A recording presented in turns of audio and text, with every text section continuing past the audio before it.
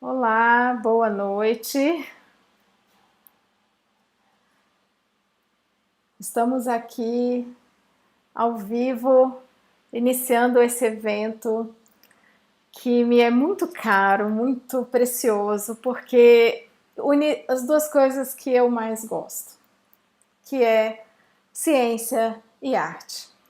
Meu nome é Ruth Magalhães Brito, sou professora do Instituto de Biotecnologia da Universidade Federal de Uberlândia e hoje tenho o prazer de conversar com um colega de universidade, professor Bosco Barbosa, que vai falar com a gente aqui sobre toxicologia ambiental.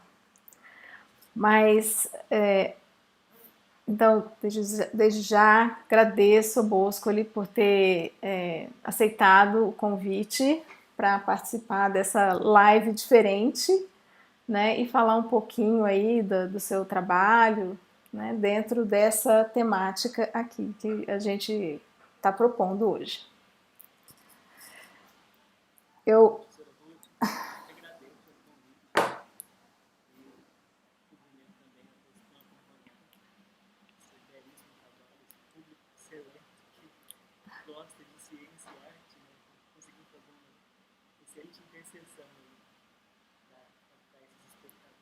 Ah, fico feliz demais que você tenha aceitado. Eu vou então iniciar explicando um pouco, né, por que eu resolvi propor esse evento, né, da onde surgiu essa ideia, né, qual que é a ideia mesmo. Tudo começou, deixa eu pegar aqui, eu achei que estava mais perto de mim, só um minutinho.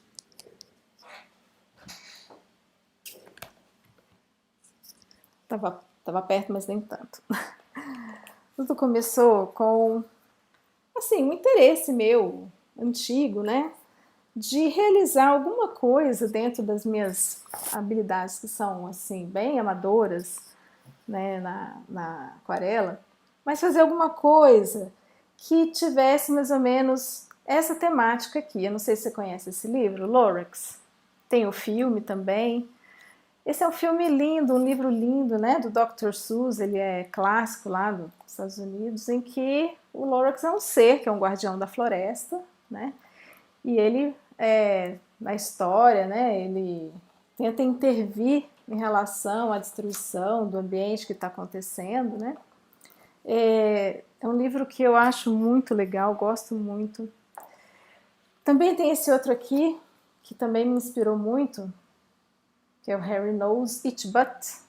É um livro australiano premiado, que também tem essa temática, né? O Harry Knows é um wombat, né? Parece um ursinho, aquele bicho bem característico da Austrália. E ele está procurando o tronco que ele gosta de se coçar. Então ele vai passando por vários problemas, porque ele não encontra mais o tronco dele, que ele gosta de se coçar. E aí o livro tem um clímax no final, muito legal, né? Então sempre assim, lendo esses livros para as minhas filhas, né? Eu ficava assim, nossa, que legal, né? Que lindo esse livro, traz uma mensagem tão importante para as crianças. E eu sempre tive vontade de fazer alguma coisa parecida, ou pelo menos nessa temática, né? E aí, durante aí a pandemia, né, que a gente precisou ficar em casa para se cuidar de todo mundo, eu precisei voltar para isso aqui. Fazia muitos anos que eu não pintava nada. E eu precisei voltar para, né, manter a sanidade. E aí eu resolvi fazer um curso de livro-imagem. Né, um curso de livro-imagem com a autora e ilustradora Clara Gavilã. Ela tem um espaço, né, de cursos. E aí e eu sempre acompanhei o trabalho dela, sempre achei bonito, né? E eu resolvi fazer o curso. E durante o curso, a gente tinha que pensar e elaborar uma história e criar um livro-imagem. Era o trabalho de conclusão do curso, né? E aí eu lembrei dessa história, né, do Harry Knows. E eu também lembrei de uma ilustração que eu tinha feito há bastante tempo, de um besourinho rola-bosta, empurrando a bolinha, e a bolinha no formato da esfera, né? Eu agora, o Bosco, eu estou percebendo que eu esqueci de deixar preparado aquele link que eu te mandei. Se você depois puder preparar ele aí, porque senão se eu mudar aqui não vai aparecer mais a gente, tá? Mas depois eu te peço, tá? Então, voltando à história, eu no curso fiz a boneca do livro, que é esse aqui, O Mundo dá Voltas, que é a historinha de um besourinho rola-bosta. E esse foi o trabalho, assim, um trabalho bem ainda rascunho, né? Do besourinho que está passando por várias, rolando a sua bolinha, passando por vários problemas ambientais, né? Então aqui ele encontra um lixo jogado, e aí ele vê que a bolinha dele está mudando, está ficando diferente. Enfim, esse foi o trabalho de conclusão de curso. E aí a PROEX, né, a Pró-Reitoria de Extensão e Cultura da UFO, juntamente com a Diretoria de Cultura, lançaram um edital esse ano de cultura, né, para que tanto docentes quanto servidores, né, de uma maneira geral, e estudantes pudessem propor ações de cultura. E eu lembrei do livro e propus o livro e foi aprovado, né? Então, deste edital está saindo o livro O Mundo dá Voltas. Opa, para cá. E agora, então, mais arrumadinha aqui a boneca do livro, né? Deixa eu pegar uma página bonitinha aqui para mostrar. Aqui, que aqui está cortado, né? Então, aqui a gente tem uma das imagens. Ixi, ficou sem foco. Uma das imagens do livro. Então, a ideia desse livro aqui é justamente trazer essa mensagem, né, de conscientização a respeito de conservação do ambiente para as crianças, para quem quiser ler o livro, para quem gosta de livro-imagem, né, porque como é um livro-imagem, não tem texto, então ele pode ser lido por crianças de qualquer idade, por pessoas que falem quaisquer idiomas. E aí, depois do livro impresso, ser distribuído nas escolas municipais aqui em Uberlândia, né? Então, eu gostaria depois que quem estiver acompanhando, se quiser concorrer a uma cópia do livro, que se inscreva aí no chat dizendo eu quero, e depois eu faço um sorteio, né? Para quem depois que o livro estiver pronto, eu faça o envio, né? Bosco ele já tem a sua cópia separada. E então aqui, hoje, a ideia é eu pintar aqui uma das ilustrações enquanto converso com Bosco a respeito das linhas de pesquisa que ele tem desenvolvido na universidade. Falar só um pouquinho sobre o desenho. Por que eu escolhi esse aqui, Bosco? Esse aqui, ele está um pouquinho mais avançado na história. Ele já passou por vários problemas ambientais. A bola está muito grande. E começou a aparecer aqui umas coisas na bola, né? E aqui a gente tem uma plantação e um avião jogando pesticida aqui em cima da plantação. E ele tá aqui com a língua para fora, né? para fora aqui, se escondendo do pesticida e as mosquinhas que acompanham ele também. Então, por que eu escolhi essa imagem, né? Porque Bosco está trabalhando ativamente, intensamente com essa questão de toxicologia ambiental.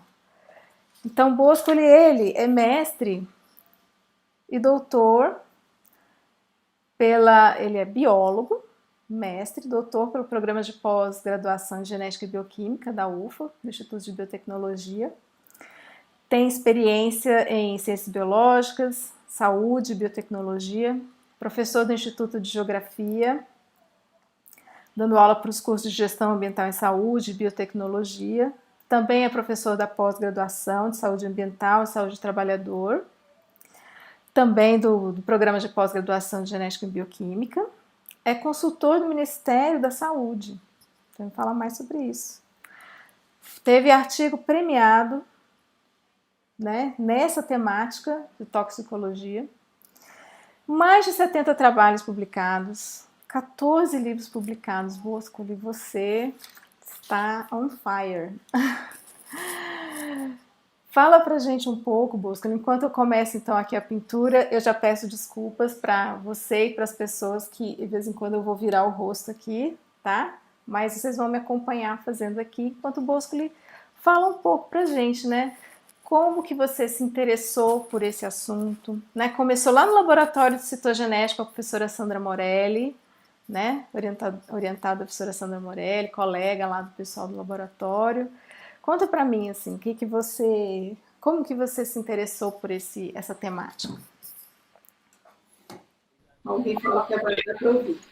Então, desculpa, vou pedir para você voltar, né? Você estava falando de como que você se interessou por essa temática, né, de toxicologia ambiental, e como que você tem trabalhado no seu laboratório, com os seus alunos, né, nessa temática, e disse que eu escolhi bem aqui a ilustração. Então, obrigado, professora Ruth. Bom, eu vou retomar, porque eu não sei se foi só uma parte que foi cortada ou se foi o todo, então vou retomar do início. Bom, então agradecendo mais uma vez a oportunidade, né, de podermos conversar aqui a respeito de algo que é comum, né? Não o talento, mas o gosto pela ciência, pela arte. Bom, então aproveitando a oportunidade dessa apresentação que você fez, eu queria comentar que essa trajetória, né, de estudo, pesquisa e agora docência relacionada às ciências biológicas e mais especificamente às ciências do ambiente, com enfoque na toxicologia ambiental, na verdade começou por uma porta de entrada inversa ao que hoje eu trabalho.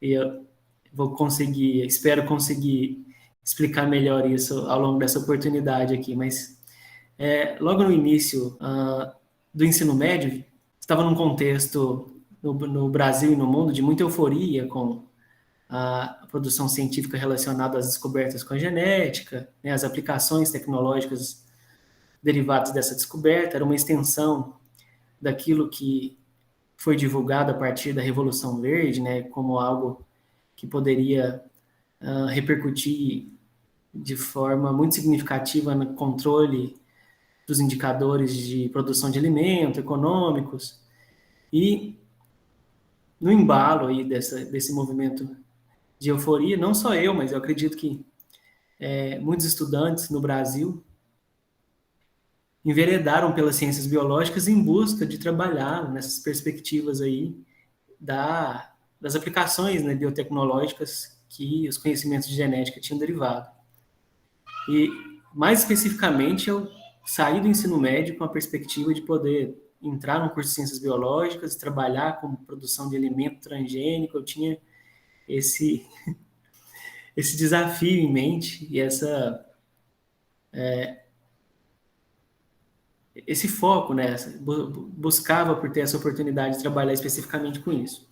Então, quando eu entrei no curso de ciências biológicas, eu procurei na época, né, era Instituto de Genética e Bioquímica, agora renomeado para Instituto de Biotecnologia, mas na época eu procurei por referências de quem trabalhava nessa perspectiva de genética voltada para a produção de alimentos. E me foi orientado de que eu deveria procurar o professor Kerr. E eu nem imaginava, né, com quem eu estava indo falar, né? E acho que isso ajudou bastante, porque se tivesse me falado quem era o Dr. Kerr, né, se eu tivesse noção, né, do tamanho dele cientificamente, né, e a representatividade que ele tem para a ciência, para ir para a produção, para a tecnologia, né, e para a UFO, mais especificamente, com certeza eu teria hesitado, né, teria prolongado esse encontro. Então, foi um agente facilitador poder chegar lá sem saber exatamente com quem eu estava falando. E aí, foi uma conversa aparentemente muito tranquila. Eu fui diretamente ao ponto, pedi oportunidade de trabalhar, né, na iniciação científica, e ele me apresentou um projeto de produção de alface melhorada para atender as necessidades da população, né, com baixo acesso à vitamina A. E eu fiquei muito empolgado, porque era exatamente isso que eu estava procurando, né, desde o ensino médio. E eu não sei explicar em que momento, mas logo em contato, né, no convívio no laboratório com os colegas, né, veteranos, a gente começava a discutir essas questões envolvendo a sustentabilidade, né, da produção de alimentos. Então, se por um lado a gente estava procurando dar um direcionamento mais social, né, para aquilo que a gente estava produzindo, por outro lado a gente percebia que só fazia sentido, né, para as revistas, para os encontros, se para além desse aspecto social a gente direcionasse a nossa discussão para as questões econômicas. Então, para que serve? Qual que é a repercussão disso? Né? Como isso vai impactar na economia do país, do mundo?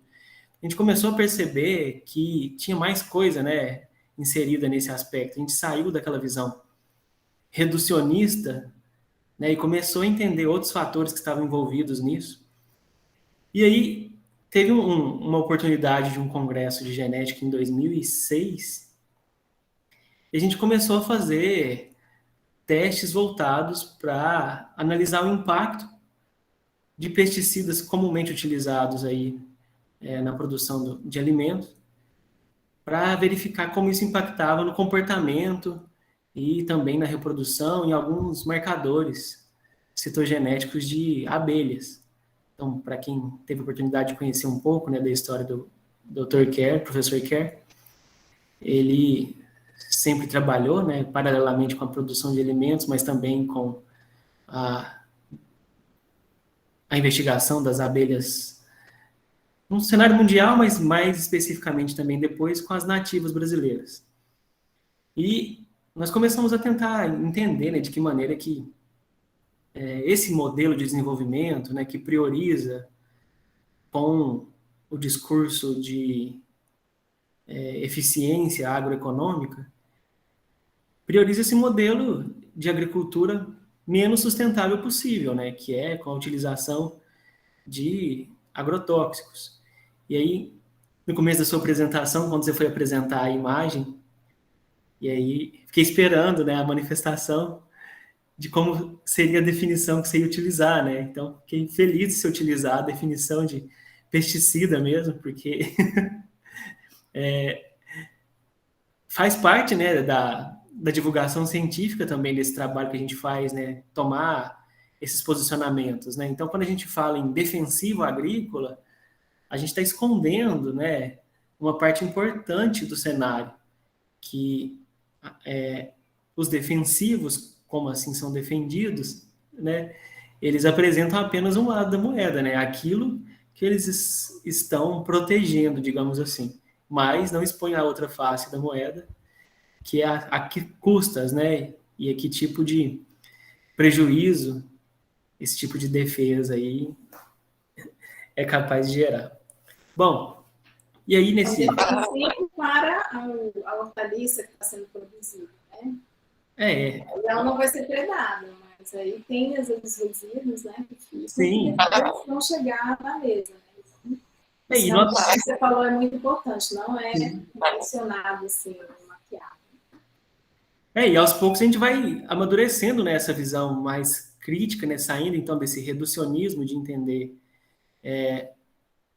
a relação de ciência e tecnologia de uma forma justaposta, né? E não é isso, né? O que a gente produz enquanto ciência básica pode ser utilizado depois aplicado, né, como produtos da tecnologia, mas uma coisa não se sobrepõe à outra. E foi isso que a gente foi tentando amadurecer nessa perspectiva e conseguimos organizar então um pequeno grupo que começou a trabalhar com esse aspecto mais voltado para as questões de ambiente, saúde, sociedade, extrapolando um pouco a linha original do laboratório. A gente foi ganhando, então, parceiros, né, ao longo dessa trajetória.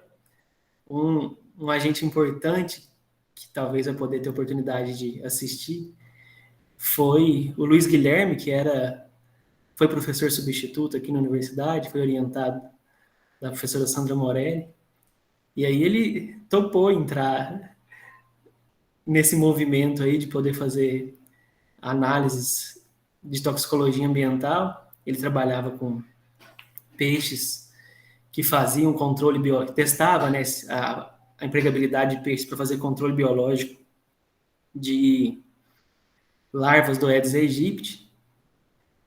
E aí nós conseguimos fazer um modelo de estudo para tentar integrar, né, as duas vias. Nós entendíamos que, num contexto de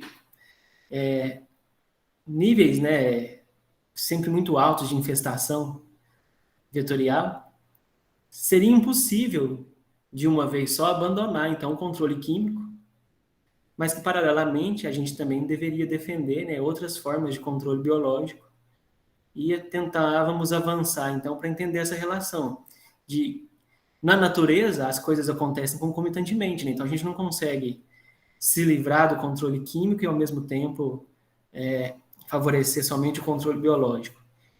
Então, nós tentamos entender de que maneira que a exposição ao controle químico poderia também afetar o papel do peixe em fazer o controle biológico. Então, numa situação em que a gente colocava o peixe para consumir larvas naturalmente e evitar a demanda por pesticida químico, na verdade estava acontecendo o contrário, né? O pesticida estava selecionando populações resistentes de Aedes aegypti e afetando o comportamento dos peixes, que não conseguia fazer, então, o controle biológico adequado. Nossa, que resultado. E a gente foi tentando avançar assim, para tentar reconhecer qual seria, então, uma situação mais equilibrada, né, mais sustentável, em que o pesticida conseguiria controlar quimicamente a proliferação do vetor, sem fazer essa pressão evolutiva de seleção natural, né, mas, ao mesmo tempo, não prejudicar, então, os aspectos comportamentais do peixe que estava lá fazendo seu papel biológico de controlador natural. E aí nós fomos incorporando, né, marcadores enzimáticos, citogenéticos, para tentar entender de que maneira poderíamos alcançar esse equilíbrio. E o trabalho não parou aí e chega até a outra ponta do ciclo, né, que é agora na condição de docente, de orientador, receber alunos que também deram continuidade a essa proposta e mantém essa linha de tentar achar, então, uma possibilidade de controle integrado, né, que envolva modelos mais sustentáveis de sobreposição, então, de diferentes tecnologias para que a gente consiga alcançar aí o controle da infestação vetorial, né, ou de pragas, ou de qualquer outra necessidade, mas mantendo o serviço ecossistêmico. E eu acho que isso é um ponto, um link importante, né, nesse debate com o seu produto artístico, né? Esse livro-imagem que traz exatamente isso. Então, nessa tela que você está aquarelando agora, eu consigo ver exatamente esse desequilíbrio, né? Em que nós temos um agente aí importante da, da fauna de artrópodes, que tem um papel importantíssimo, né, no ecossistema. Ele presta um serviço ecossistêmico importante, né, de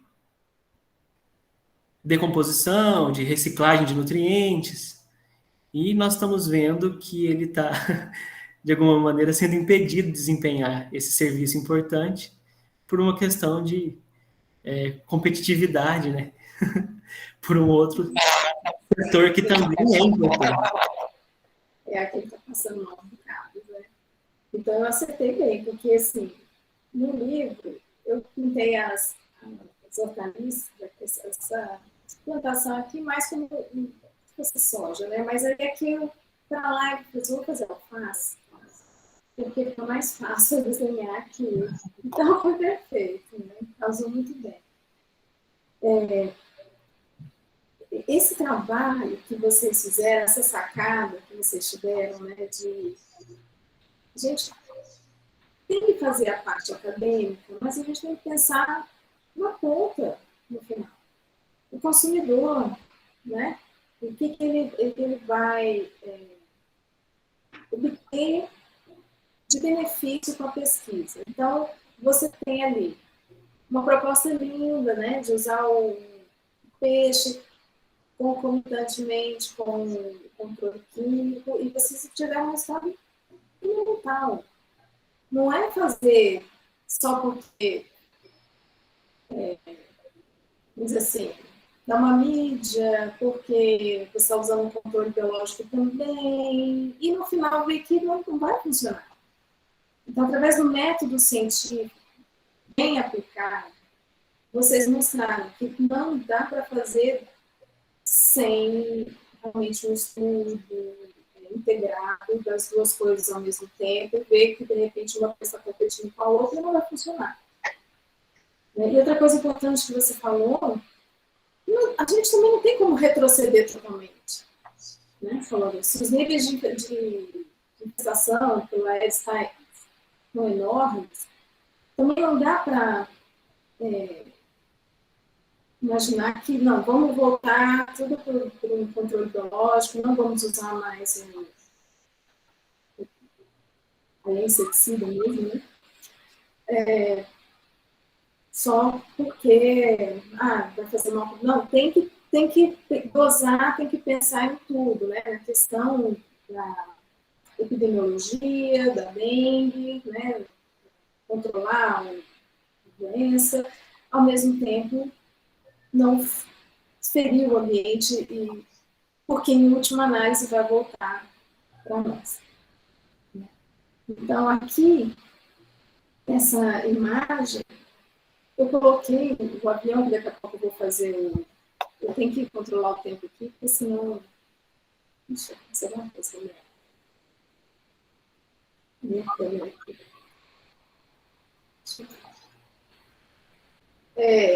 Eu vou fazer aqui daqui a pouco o avião fazendo spray.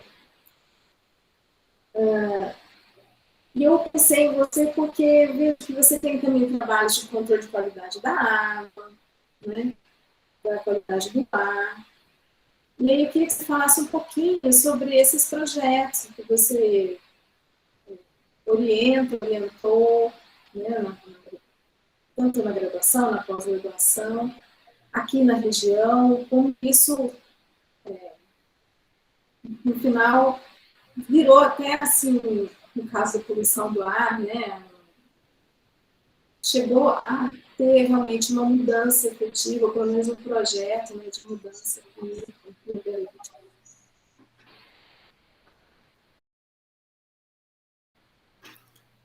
Então, aí nós sempre tentamos trabalhar com essa perspectiva de avaliar de que maneira, né,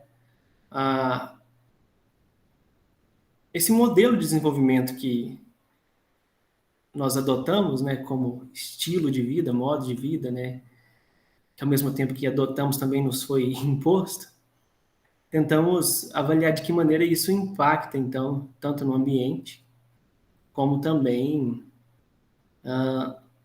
na saúde das populações expostas, né, quer sejam humanas ou de qualquer outra espécie. E à medida que a gente ia percebendo, né, as interseções entre esses compartimentos ambientais, né, solo, ar, água, a gente ficava mais instigado a tentar entender as conexões aí entre esses compartimentos e as vias de transmissão desses contaminantes, as vias de transferência desses contaminantes. A gente percebeu que uma via importante são os próprios organismos, porque eles transitam, né, de um compartimento para o outro, ativamente ou passivamente, porque depois que eles morrem também via decomposição, eles também passam, né, de um compartimento para o outro. E fomos coletando as ferramentas que a gente já tinha avançado em termos de acúmulo de conhecimento, né, a ideia de trabalhar com marcadores biológicos, marcadores toxicológicos, marcadores citogenéticos, de genotoxicidade, e pensamos nesses modelos que a gente chama de modelo de biomonitoramento, que consiste, então, em eleger espécies que têm uma sensibilidade relativa em relação às mudanças, né,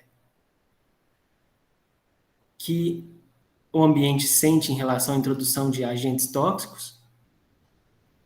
A gente percebia que algumas dessas espécies tinham, então, essa resposta diferencial, e fomos nessas duas vias, de reconhecer espécies que tinham esse potencial e depois aplicar essas espécies em programas de biomonitoramento, em que a gente pudesse ter mais um parâmetro. Então, convencionalmente, nós estamos avançamos, né, de alguma maneira, no monitoramento físico-químico. Então, já temos padrões bem estabelecidos, né, embora eles precisam ser revisados, e isso não tem acontecido de maneira satisfatória, né, demora décadas para revisar um parâmetro, porque isso deliberadamente favorece apenas o setor produtivo e não o setor ambiental. Mas, a partir, então, desses estudos, nós conseguimos mostrar, ou pelo menos estamos persistindo, né, nessa tentativa de tentar evidenciar, que populações que não são alvo, por exemplo, do uso de pesticidas, sofrem esses impactos, e isso se repercute, então, em problemas de natureza holística, né, que isso remonta, então, para perda de serviços, perda da riqueza, da biodiversidade. E conseguimos entender, né, que essas coisas também não acontecem só no ambiente agrícola, por exemplo, né? Então, conseguimos superar esse paradigma de que a riqueza do Brasil não é o agro, né? A riqueza do Brasil é a biodiversidade. É o conjunto, né, de serviços ecossistêmicos que essa biodiversidade consegue conferir. E isso se repercute nos outros ambientes, né? Então, não só no ambiente agroecológico, mas também no ambiente das cidades, né, em que a gente precisa fazer uso dos recursos. Então, respirar um ar de qualidade, né, fazer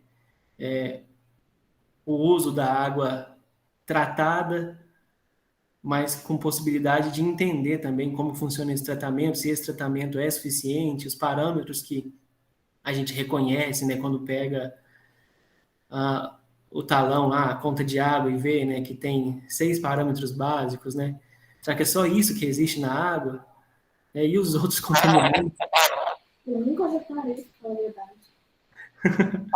A gente vê lá, a gente vê pH, flúor, cloro, turbidez, mas e a quantidade de medicamento que a gente toma, né, excreta, devolve, os pesticidas, os poluentes atmosféricos, né, que depois da precipitação retornam, né, para os cursos d'água.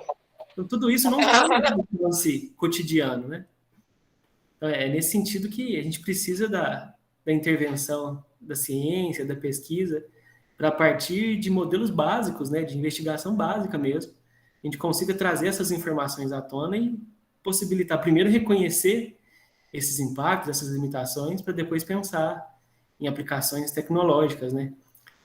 E é nesse aspecto que a gente tem trabalhado, não é com uma visão negacionista da tecnologia, mas uma tentativa de trazer à tona essa discussão da relação custo-benefício. Então, quando a gente questiona esse modelo de mobilidade que a gente adota, né, especificamente aqui na cidade de Uberlândia, a gente não tem nenhum outro modal de transporte público que não seja o ônibus, por exemplo. E a gente sabe as dificuldades, as limitações desse modelo de transporte público, e no caso da nossa cidade, isso faz uma pressão para que a população adote um modelo mais individualizado, né? Então, quer seja por comprar o próprio automóvel, né, ou moto, ou por usar serviços aí como os serviços de deslocamento por aplicativo, mas de qualquer maneira isso faz com que a frota da cidade só aumente e os impactos desse aumento da frota sejam então deslocados para o ambiente. Então, com a piora, né, deterioração da qualidade do ar, até chegar em situações aí em que esse acúmulo de problemas permite, sim, aí sim, que a população então consiga reconhecer, né, que é o evento, por exemplo, que você colocou na imagem proposta lá, né, da, da situação de inversão térmica.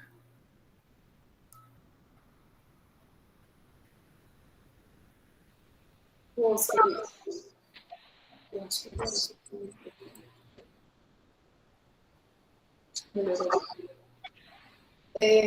você comentou aí dessa questão da mobilidade urbana, né? O trabalho que vocês fizeram aqui, né, foi do seu doutorado, inclusive, muito emblemático, né? Assim, vocês fizeram uma análise de monitoramento da qualidade do ar e viram uma diferença na qualidade do ar quando houve uma greve de ônibus comparado com o momento que não era de greve, né? E surpreendentemente, na época da paralisação, houve uma piora na qualidade do ar. Então, isso porque as pessoas, como você falou, cada um tirou seu carro da garagem lá, ou teve que se virar de outras formas, e ao invés de muitas pessoas ao mesmo tempo utilizar o mesmo transporte, né, acabaram tendo que se virar individualmente. Então, isso foi, assim, um resultado tão importante, né, que traz esse resultado acadêmico para a nossa vida, para a gente entender, né, que a gente precisa de um modelo diferente. Né? A gente não está falando de vamos todo mundo voltar a cada um cultivar o seu alimento e andar ou bicicleta.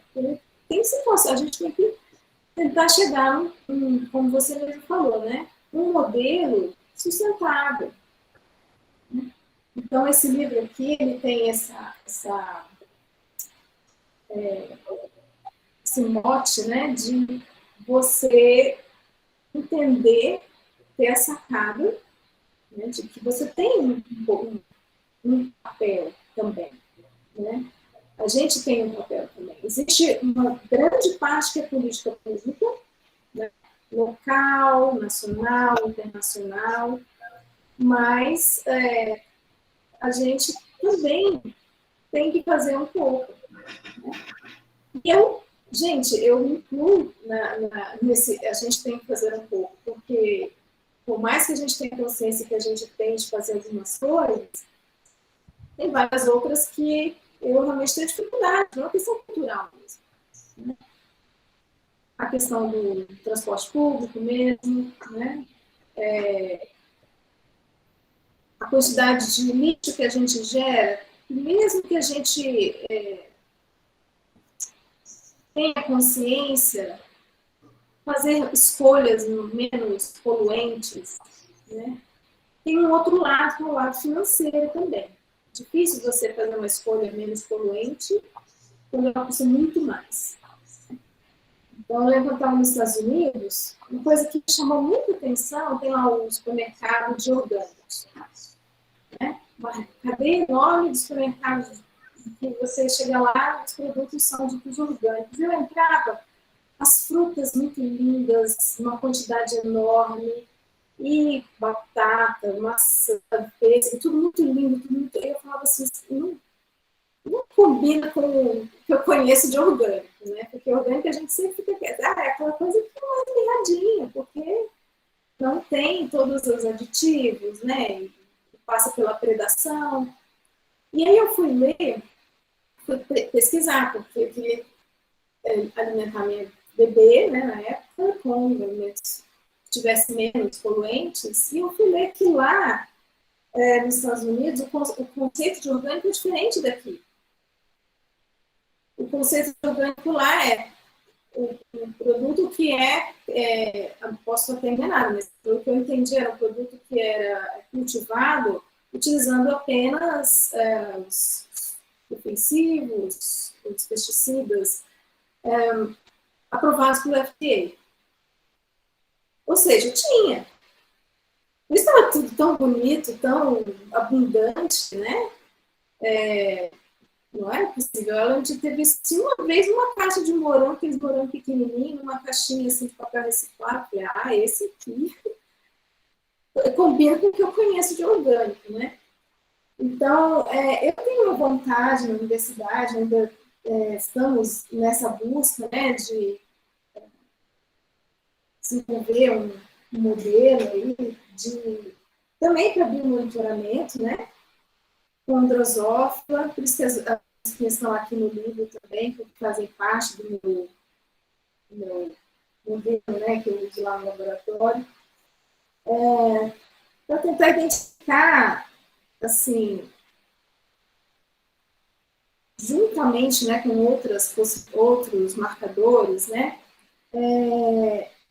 talvez contaminantes nos alimentos, que sejam aí os próprios pesticidas que são colocados para este fim ou outros que venham, né, contaminar.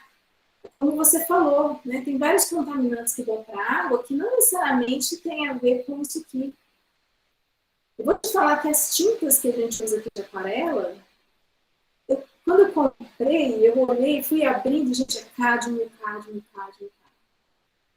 Cádmio é super tóxico, né?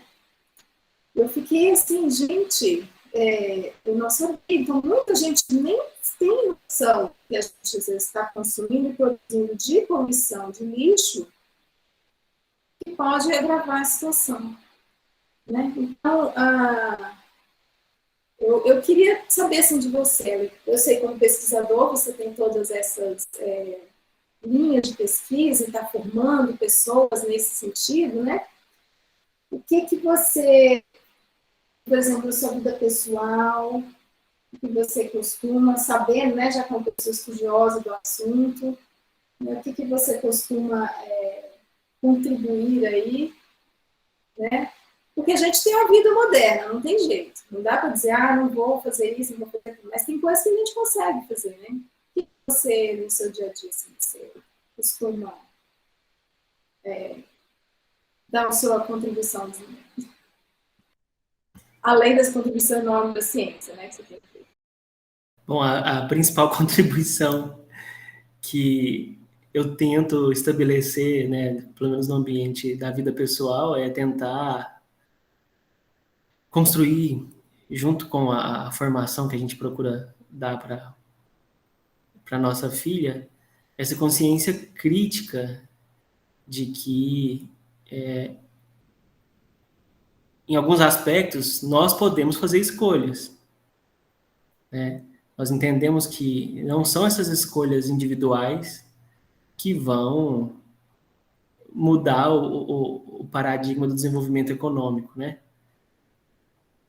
Então, a gente tenta estabelecer essa relação. Então, olha, não é o fato, né, de fazer um uso racional, mais consciente da água domesticamente, que vai inverter a situação de que 70% da água potável do país está sendo usada com irrigação. Então, assim, não é colocar a culpa nessa conformidade, né, que nos abdica de fazer, né, o nosso papel individual.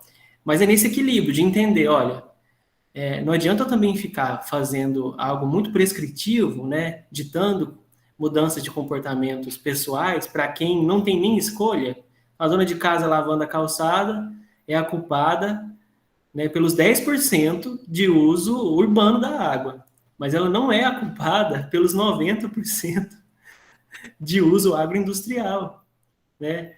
O trabalhador que está lá no Lava Jato, ele também tem a parcela dele de contribuição para o uso irracional da água, mas não é toda a carga, né, de água que está sendo mal utilizada que é culpa dele. E a gente tem que ter, né, essa noção equilibrada de fazer esse reconhecimento do nosso papel individual, mas também entender que isso é reflexo de um conjunto, né, de escolhas. E também não dá para se alinhar ao outro lado do cenário e dizer, olha, mas você está comparando algo que é, por exemplo, atividade doméstica, atividade microeconômica, com aquilo que impulsiona a economia do país, por exemplo. Mas, independentemente disso, né, a crítica que a gente precisa fazer também é sobre esses indicadores, né, macroeconômicos. Então, de nada adianta eu defender um modelo de desenvolvimento que é dito como algo que vai combater a fome e só gera mais desigualdade, né? O Brasil, mesmo na pandemia, tem tido superávit nesses indicadores de produção, exportação, né? Especialmente pelo câmbio aí de desvalorização do real. Então, nós temos visto que para o produtor, né, e quando eu falo produtor, o grande produtor, né, não é o produtor familiar que tenta vender o orgânico, né, que está lá, que tem ferrugem, né, que tem ataque de praga, mas ainda assim resiste ao uso do pesticida. Então, não estou falando dessa economia, estou falando da economia insustentável, que a gente, às vezes, na ideia de mas gera emprego, gera renda, né, repercute, reproduz discurso que é de desigualdade. Então, nós estamos falando de um modelo que não está diminuindo a fome, ao contrário, né, está aumentando a fome. Porque é isso que está arrastando a inflação para cima, né, é isso que está deixando mais inacessível ainda o alcance, né, aos alimentos, aos serviços básicos, né? E num contexto de pandemia, isso não pode servir de justificativa. Cara, que foi a pandemia que fez esse cenário, né? Não, é o ápice, né, de um conjunto de escolhas que são, para alguns casos, confusas. Oi, Ruth? A boiada passando, né? Esse ponto. É isso, né? E o problema é que tá indo boi com corda e tudo, né?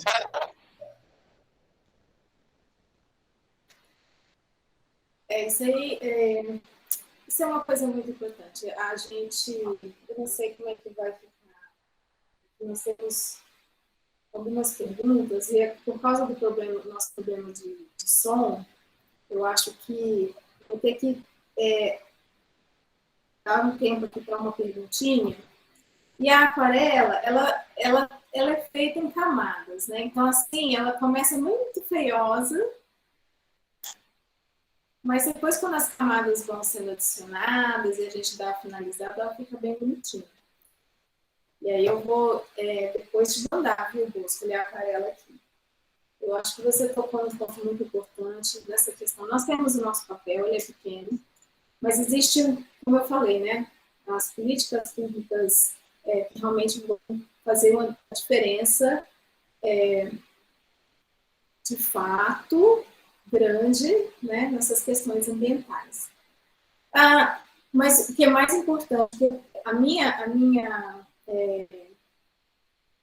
a minha intenção com esse evento é justamente suscitar esse debate, trazer essa consciência, porque se a gente não tiver conscientização, a gente não consegue nem se mobilizar para cobrar. Né? Então, por isso eu quis trazer pesquisadores aqui, né, que trabalham nessa área, né, de preservação ambiental em diferentes aspectos, e o Bosco não podia deixar de convidar, porque, né, com todos esses trabalhos que tem feito aqui na Universidade Federal de Uberlândia, tem contribuído muito, né, na formação das pessoas e nesse auxílio de tomada de consciência. Bom, nós estamos chegando a 57 minutos, eu não sei se o YouTube vai derrubar a transmissão, mas tem uma pergunta aqui, que é do Gabriel Machado. Daquilo que a gente encontra hoje como poluente na água ou no ar, o que mais preocupa os cientistas a longo prazo? Eu tenho que te fazer uma pergunta. Bom, o que preocupa é aquilo que a gente ainda não tem conhecimento, né? Então, são os efeitos dos contaminantes organopersistentes, esses que são provenientes, por exemplo, dos agrotóxicos, dos novos empreendimentos industriais, da indústria farmacêutica. Então, nós temos um cenário aí em que a gente conhece os efeitos de umas 2.000 substâncias e a cada ano 70.000 novas, né, são produzidas. Então, é o desconhecido, né, que é o problema. Tem categorias que são semelhantes, mas tem coisas que são do nosso uso cotidiano e a gente não sabe as consequências disso. Então, com os alunos, eu trabalhei um filme, fica até aqui para quem, a dica para quem puder assistir, chama O Preço da Verdade, que traz uma discussão muito interessante sobre o uso do Teflon.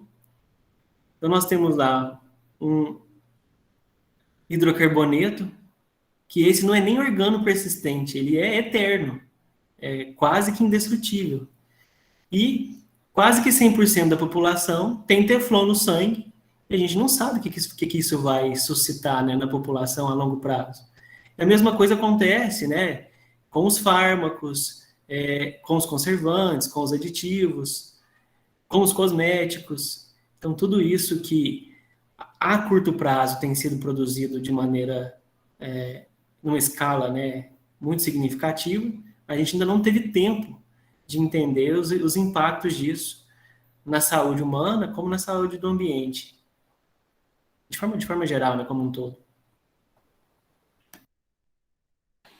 Os microplásticos, né, que também estão se acumulando, né, no ambiente, o plástico não se degrada nunca, né, não vai acabar, e ele vai, no máximo, se decompor em microesferas, microplástico, e está tudo contaminado, né? E a gente nem sabe. Né? A gente nem sabe. Deixa eu ver se alguém está comentando aqui também. Karine está dando parabéns pelo projeto. Obrigada, Karine. Uma querida que trabalhou lá no laboratório, orientadora do Bosco. Eu estou muito feliz de estar aqui conversando com você, Bosco, desse tema tão importante, né? E aqui, bom, o desenho, ele tem ainda alguns aspectos para eu fazer várias camadas aqui, mas eu vou tentar ir finalizando ele aqui um pouquinho. Mas me conta uma coisa, só aproveitando aqui que eu estou fazendo esse vídeo aqui, como que esse trabalho de consultor do Ministério... É um trabalho esporádico, na verdade, né? Quando tem... É um cadastro que o Ministério faz para pesquisadores ou servidores que atuam em determinadas áreas de interesse. Então, é uma consultoria para quando tem algum projeto que precisa ser financiado pelo Ministério Público, aí nos aciona, mas é como se fosse um parecer de um trabalho científico que a gente faz para revista, né? Ou numa banca. Não é nada glamouroso, não. É só... é interessante porque de alguma forma é um reconhecimento, né, para o papel da universidade, né, dos pesquisadores, e poder contribuir para essa linha. Muito importante. Eu acho essa temática fundamental, né? Isso que você falou agora sobre o acúmulo, né? A gente tem que se preocupar com isso e também, eu acho que divulgar, né? Existem efeitos, nosso laboratório lá, no grupo, né? Que estou retomando agora pós-pandemia, como vai ser, eu ainda estamos engatinhando nisso, mas tem essa preocupação, né? De efeitos epigenéticos, por exemplo. E é pouco estudado. O que um defensivo ou um pesticida, né? Vai causar de efeito epigenético, que às vezes nem é assim mencionado, porque quando você lê lá a legislação, né, da liberação de pesticida A, B ou C, os modelos são aqueles modelos clássicos, né, extremamente importantes, mas a gente não vê nada, por exemplo, de epigenética. A gente sabe que existem muitas alterações epigenéticas, tem crescido na literatura, mas que não é nem mencionado, né? Então, esse é um dos, assim, uma das linhas de pesquisa que estamos perseguindo lá no laboratório, né? E no futuro, espero aí poder colaborar com você também nesses projetos aí, né? Trazer sua expertise lá para essa nossa linha de pesquisa que está engatinhando. Então, vou aqui riscando o desenho, enquanto o YouTube não derruba a gente aqui. E queria saber se alguém teria alguma pergunta mais para o seu Bosco.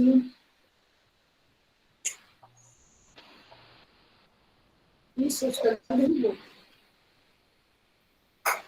Acho que agora o YouTube derrubou a gente.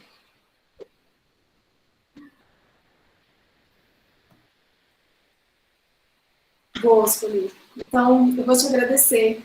Eu acho que o YouTube realmente deu um bom aqui. Te agradecer muito a sua atenção, seu entusiasmo, a sua generosidade de participar. O desenho, ele vai ficar... Deixa eu te mostrar como que ficou no livro. Mas esse aqui eu vou finalizar para te entregar. E depois essa parte que está sendo gravada, eu coloco no YouTube.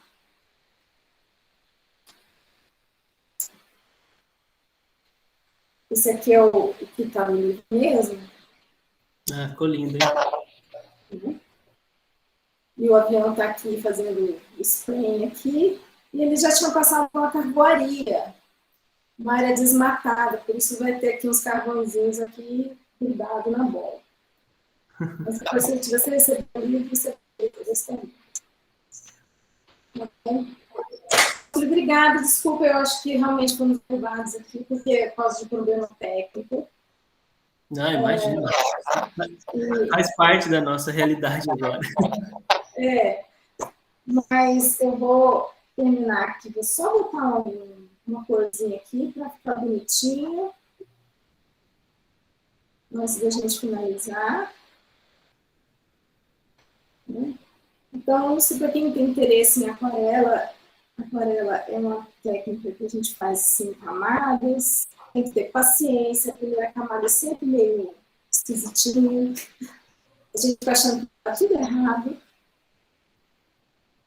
então a gente tem que saber que tem que dar em camadas, as camadas demoram, né? Principalmente essas grandes aqui, tem que dar um tempo maior para secar, senão não dá certo, né? Então, é só finalizar aqui na gravação, que é o spray aqui Legal. das hortaliças aqui. Depois vou fazer uma finalização bem aqui especial com lápis de cor e vou mandar para você junto com o livro. Muito obrigado. Você muito obrigada mais uma vez. Obrigada, viu? Olha, foi muito bom conversar com você. E o pessoal aí, infelizmente, caiu. Amanhã tem mais. Amanhã a professora Maria Cristina Arias, falando de conservação de diversidade genética. Então, eu vou pintar uma outra ilustração do livro, conversando sobre esse tema. Obrigada, boa noite. Eu que agradeço. Boa noite. Obrigado pelo presente aí. Obrigada, imagina. Um abraço. Tchau. Tchau, tchau, pessoal.